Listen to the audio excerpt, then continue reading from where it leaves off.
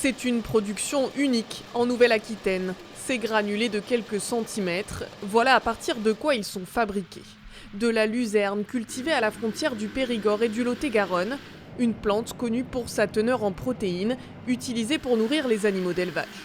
Aujourd'hui, les agriculteurs commencent de plus en plus à développer la culture de la luzerne. On en a besoin. On préfère avoir une luzerne française avec de la protéine française plutôt que de la protéine qui pourrait se retrouver dans du soja et malheureusement qui est bien produite au Brésil et qui traverse l'Atlantique pour arriver sur notre territoire.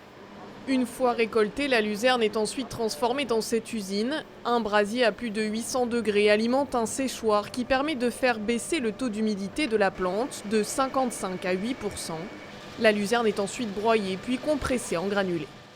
L'avantage de la foire sous forme de granulé, c'est qu'il est à une humidité stable, donc il se conserve plus facilement, garantit la qualité du produit, qu'on ne peut pas toujours garantir quand c'est en foin.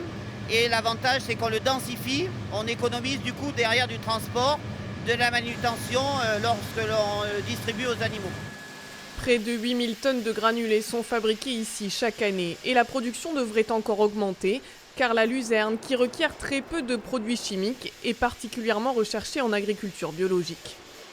On cherche des terres, on motive les agriculteurs pour planter, puisque c'est des cultures qui restent sur sol pendant 3 ans, donc ça garantit quand même une rotation. Cette coopérative agricole créée par une quinzaine d'agriculteurs en 1969 compte aujourd'hui une centaine d'adhérents.